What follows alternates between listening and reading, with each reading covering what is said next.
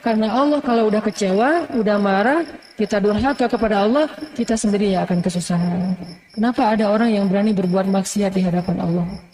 Kalau ditanya, kamu yakin Allah melihat? Ya, dia tahu Allah melihat. Kenapa masih bermaksiat?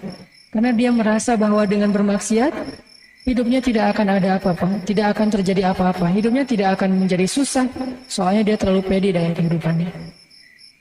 Ada orang ketika dia berbuat maksiat, kenapa dia berani dan tidak takut kepada Allah? Karena dia merasa bahwa setelah bermaksiat pun tidak ada yang berpengaruh terlalu besar dalam kesusahan hidupnya. Biasa-biasa saja.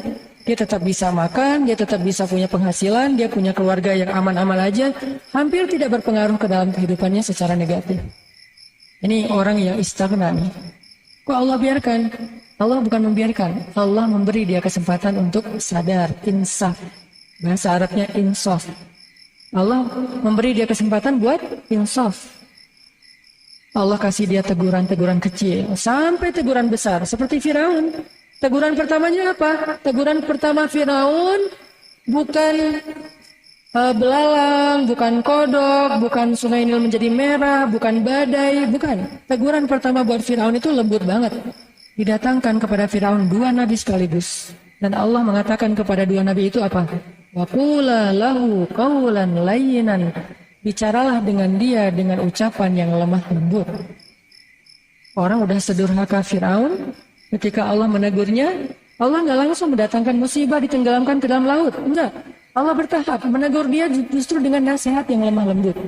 Dan kita mengalami itu.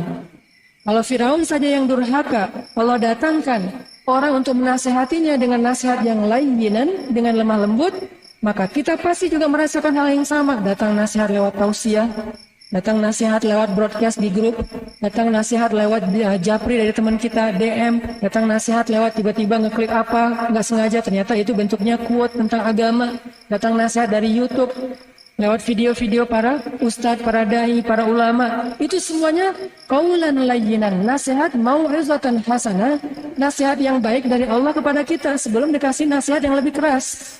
Biasanya kayak gitu. Pernah nggak teman-teman ngerasain, terutama yang buat cowok-cowok nih, lagi sholat Jumat, materi khutbahnya itu kayak kita banget. Seolah-olah khatib itu kenal kita. Seolah-olah kita baru selesai curhat sama khatib. Atau seolah-olah ada teman kita curhat kepada khatib tentang kita, sehingga jadi kayak request, kalau bisa nanti temanya tentang ini aja Ustadz. Jadi beliau khutbah, isinya tuh kita banget. Padahal kita nggak kenal sama khatib, nggak ngobrol sama khatib, nggak ada kode-kodean dengan khatib. Kenapa dia bisa menyampaikan materi tentang itu?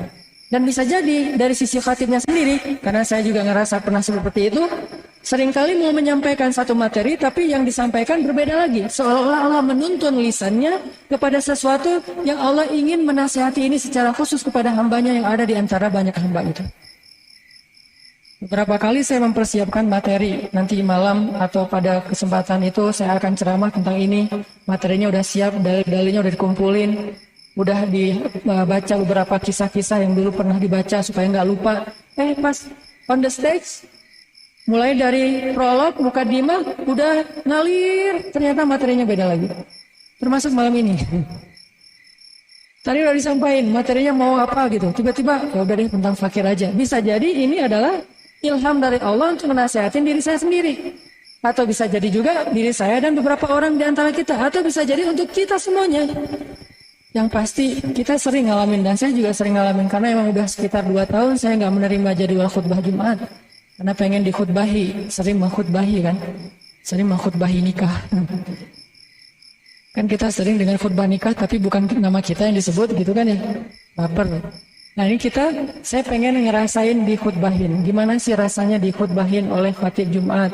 Sering nasihatin orang, jarang dinasihati. Dengar nih, dan nggak milih-milih masjid. Kadang-kadang lagi di jalan mampir, atau misalnya kayak mau nyoba masjid baru, karena masjid yang dekat rumah udah sering, coba masjid yang lain. Khatibnya juga nggak kenal dengan saya nggak kenal dengan beliau.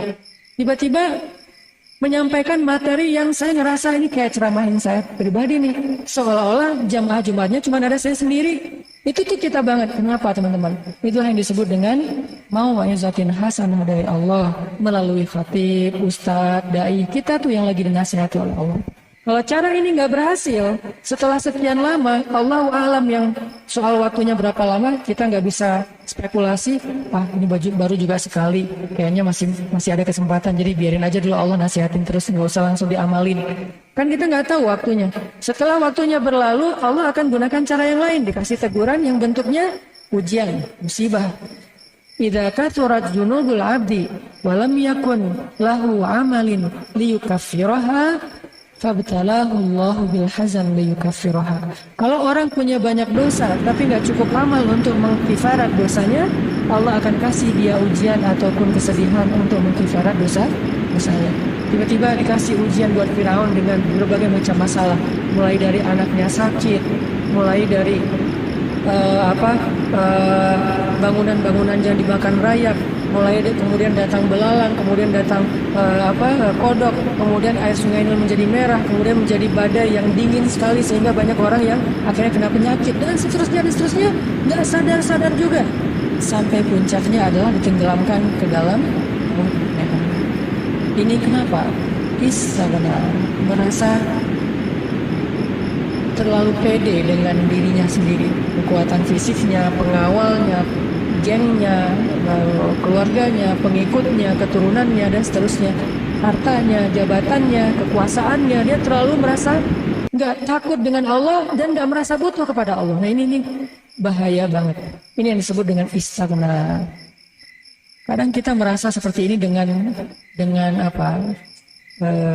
grade yang mungkin masih ringan, tapi ada rasa itu di hati kita, kayak nggak takut berbuat dosa, atau kayak nggak penting banget untuk menyebut nama Allah di awal kegiatan kita.